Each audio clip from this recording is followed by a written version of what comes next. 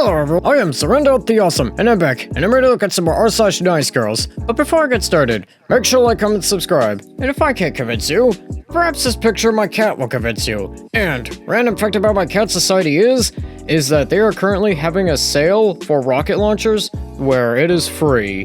Without further ado, let's get to this.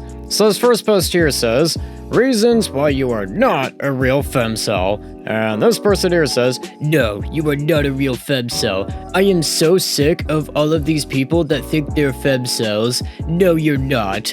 Most of you are not even close to being femcels.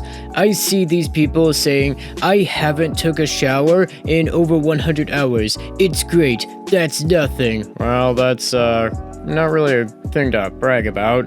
Anyways, this person goes on to say, most of us can easily avoid taking a shower for 300 plus hours in all of our lives. I see people who only have self-diagnosed autism and claim to be femcels come talk to me when you are clinically diagnosed schizophrenia, bipolar, depression, and 15 plus past self-offing attempts, with at least 3 of them being successful, then we can be friends. Okay. This has to be a joke, but I'm still gonna continue. Anyways, this person goes on to say, also, dear all women in relationships, a woman in a toxic relationship is not a real femcel. A woman in a Tinder relationship is not a real femcel. A woman in a Roblox relationship is not a real femcel. A woman in a relationship with a GPT AI chatbot is not a real femcel. A woman in a relationship with the nice guy that emerged from the walls after she stopped taking her pills is not a real femcel. Women in any kinds of relationships are not real femcels.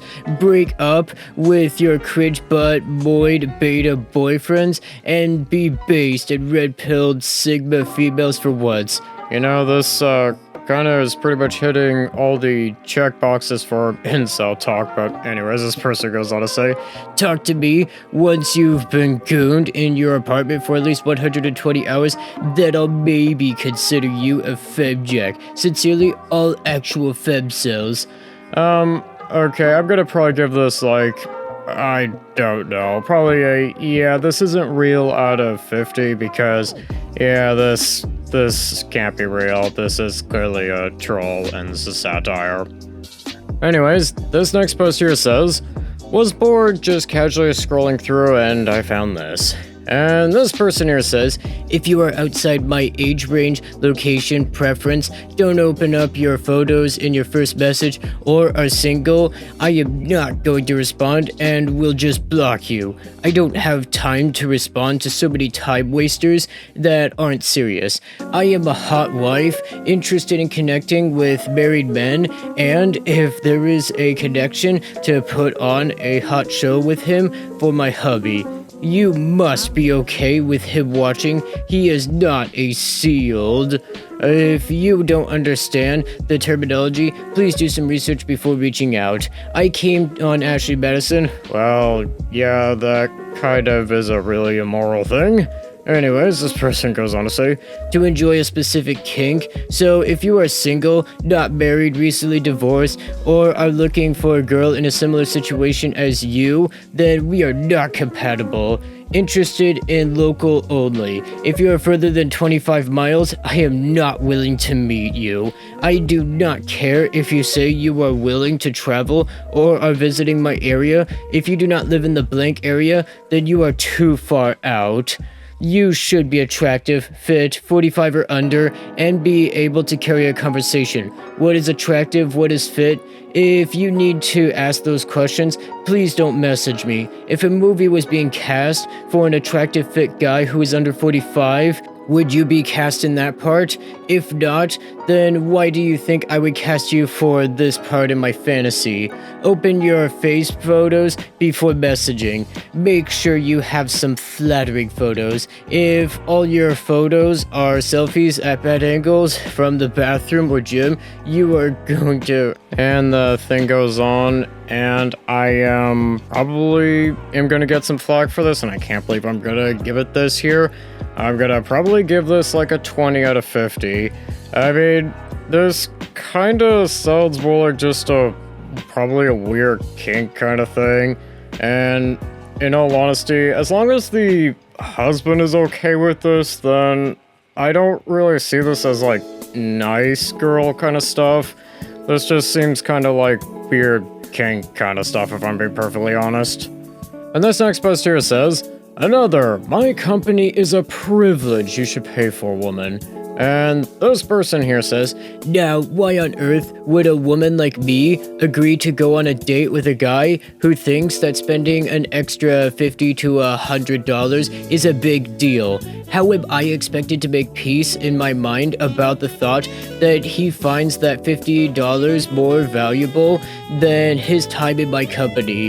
Why would I spend my precious time going on a date with a guy at my own expense? I mean, to be fair, he is spending money that, actually has value and is probably more valuable than your time. You probably have got a lot of time. Anyways, this person goes on to say, why would he? Why should your time be more important or worthy than his? He could ask the same. Why are you even dating if you can't consider that his time and or company is worth something as well? To me, that's entitlement and disrespect. And this person here goes on to say, I don't think that a man who isn't sure that his time in my company worth $50 to $100 extra should call me or any other woman on a date, period. If $50 to $100 is more valuable for you than what could potentially grow out of this, then you aren't a good match for me, and I am not a good match for you either. Well, don't take this out of context, but I agree with that person. Anyways, this person goes on to say, yet again, you avoided the main question. Why do you think your time is more valuable than his? Can't you see the double standard? To me, if a woman isn't willing to contribute anything on the first date, why should I believe that she would put any work into the relationship? If she only wants to take and never give, then I'm better off alone. And yeah, that is basically what I would say for that person. Anyways, this person here goes on to say, he is the one asking me on a date. When people are just getting to know each other, it's impossible to have completely equal level of interest in the beginning. If I was more interested than he is, I would have asked, and that would have been completely different. But I've never asked a man on a date, so in my case, man always makes the first moves. I'm open to something, but not desperately looking for something. I am living a very interesting life.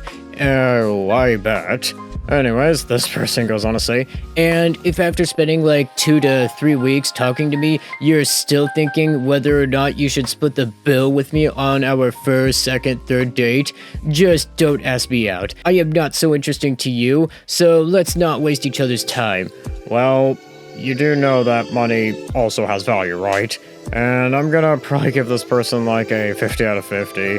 Yeah, I bet you must be really popular with people. And I think with that, that's gonna do it for today. Don't forget to like, comment, subscribe, and I'll see you in the next one.